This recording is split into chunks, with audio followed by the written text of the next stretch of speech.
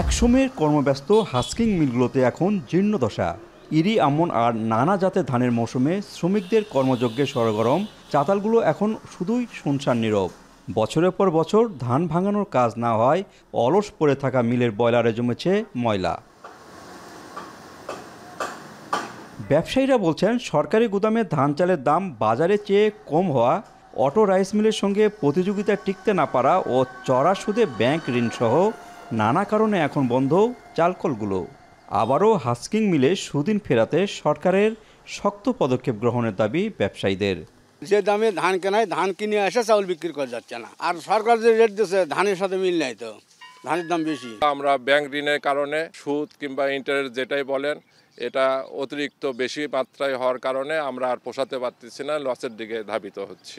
আমাদের চালে পুষ্টি বেশি, কিন্তু কত ভাত বেশিক্ষণ থাকে না, আর অটো মিলের চালটা ভাত একবারে পাক করে 3 বার খায়, ওরা সমস্যা হয় না, এই কারণে আর ব্যবসায়ী মার খাচ্ছে। শত শত নারী পুরুষ শ্রমিক কাজ হারিয়ে এখন বেকার, অনেকে খুঁজে নিয়েছেন অন্য পেশা।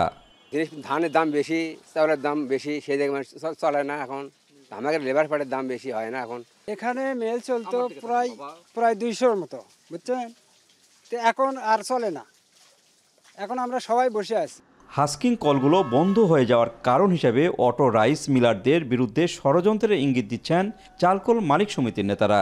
5 টাকা কেজি 6 টাকা কেজি চাউল লস দিয়ে একটা 16 মিলার চাউল দিবে, তো তার তো পুঁজি থাকার কথা নয়। যার জন্যে আস্তে আস্তে আমাদের এখন তক পর্যন্ত 60% মিল যেমন হাস্কিং মিল বন্ধ হয়ে গেছে। এ ব্যাপারে ব্যবস্থা নেওয়ার কথা জানালেন এই খাদ্য কর্মকর্তা। তারা যদি এভাবে সামষ্টিকভাবে তাদের সমিতির মাধ্যমে কোনো ধরনের প্রণোদনা বা কোনো ধরনের আমাদের সরকারের কাছে কোনো চাহিদা দাবি করে, সেটা সরকার অবশ্য খতিয়ে দেখতে পারে, কিংবা জেলা পর্যায়ে যদি এটা জেলা খাদ্য নিয়ন্ত্রকের কাছে তারা উপস্থাপন করে, আমরা সেটি সরকারের কাছে পৌঁছে দিতে পারব। বগুড়া চালকল মালিক সমিতির তথ্য মতে গেল 4 বছরে জেলার 1000 হাস্কিং মিল বন্ধ হয়ে গেছে। এতে মিল মালিকসহ প্রায় 5000 শ্রমিক কর্মসংস্থান হারিয়েছেন। মাজিদুর রহমান, এখন বগুড়া।